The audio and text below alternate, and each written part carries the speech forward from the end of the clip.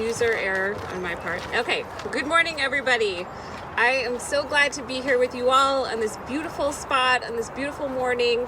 My name's Bonnie Nickerson. I'm City Planning Director and Executive Director of the Providence Redevelopment Agency.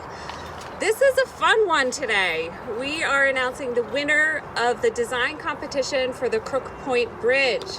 Woo! So the Crook Point Bridge right here behind me was built over 100 years ago and was used until about the late 1930s for passenger trains traveling from New York, New Haven to Union Station downtown, traveling via the rail tunnel to connect to the Providence, Warren, and Bristol line to points east. From the 1940s to the 1970s, it was active for freight rail until rail operations declined and then ultimately ceased in about the mid-1970s. Both the bridge and the rail leading up to it have been abandoned ever since, and over time, the bridge has really become a Providence landmark. It's a unique and sculptural element that is really part of our city's identity. So last fall, the Providence Redevelopment Agency and the city put out a call for design ideas to spark creative thinking about how we can reimagine this infrastructure for the future. Instead of demolishing it, how can we value this infrastructure as part of our history and reimagine it to be part of our city's future?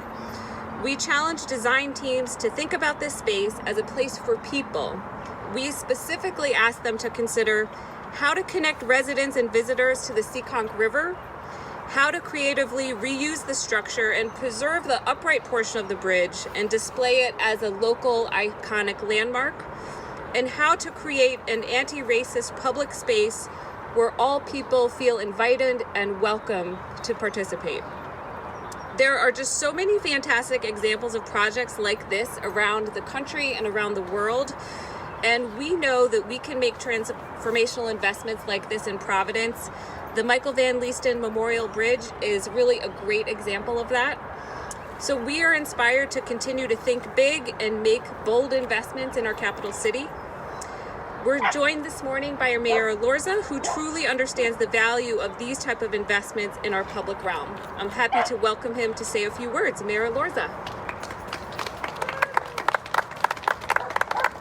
Good morning, everyone.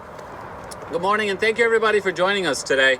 I especially want to recognize Bonnie Nickerson, who you just heard of, our Director of Planning and Development, who has spearheaded and has been the point of contact on a lot of this work.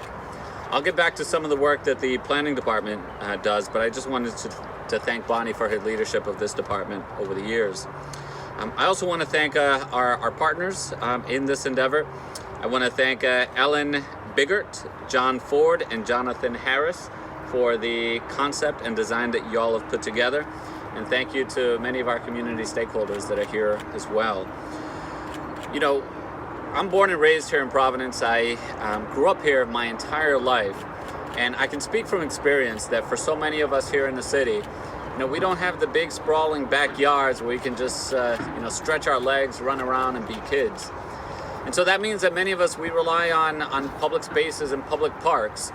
Those are our backyards. You know, that's where we can get around and just meet with our friends, create community, and have a sense of freedom and feel free. That's why it's been such a priority for us to enhance our public spaces throughout the city. You know, with the help of our Parks Department, you know, we've updated and made significant repairs to close to 100 parks over the past 6.5 years. And we're one of the few cities to meet the challenge of having every one of our children live within a 10-minute walk of a beautiful public park. So it's in that spirit that we continue to invest in public spaces.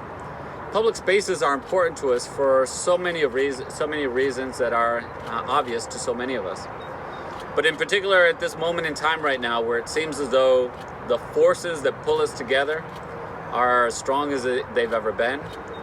And especially coming out of a pandemic where many of us have been cooped up and we've been alone and isolated for such a long time, it just enhances the importance of these meeting spaces where people come together, where kids can be free, and where community happens.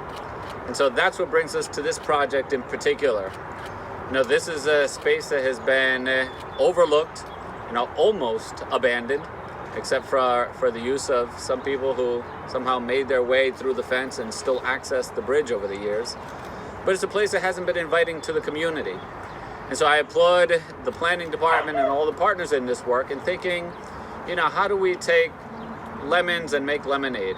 How do we convert this virtually abandoned space, a relic of the past, into an active and vibrant space that truly symbolizes where we are today and where we're going into the future? And that's exactly what this project is. So guided by the principles that Bonnie just mentioned, we did an international competition.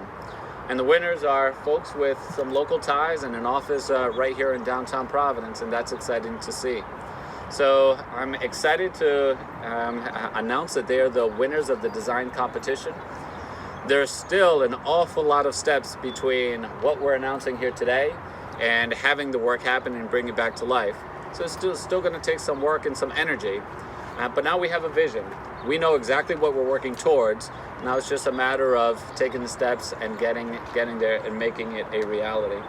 So this is yet another exciting example of our vibrant spaces coming to life throughout the city of Providence, and I look forward to moving this project forward to make this vision a reality. Congratulations.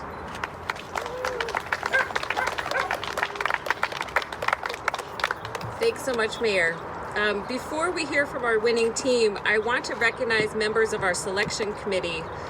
This group met many times to review all of the design ideas, and we asked them to do the impossible, which was to select a winner.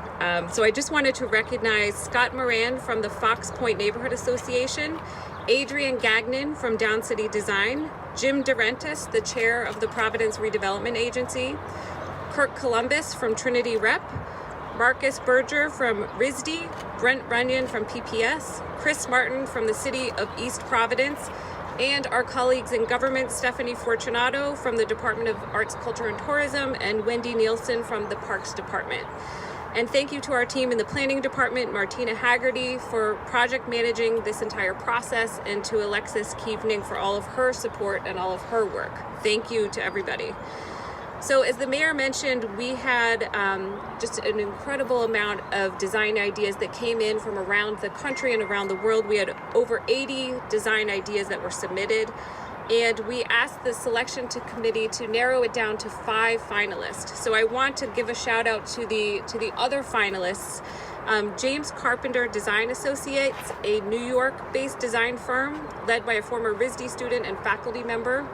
Joshua Tees, an architect based both in Norway and in Maine. Port, a Philadelphia and Chicago-based design consultancy, and Ultra Modern, a Providence-based architecture firm. So congratulations to all of the finalists. So finally, it's my pleasure to introduce the winning team from Horsley Whitton Group and Jonathan Harris, a Providence-based planning, engineering, and environmental consulting firm. So I'll invite Ellen Bygert, John Ford, and Jonathan Harris. Come tell us about your idea.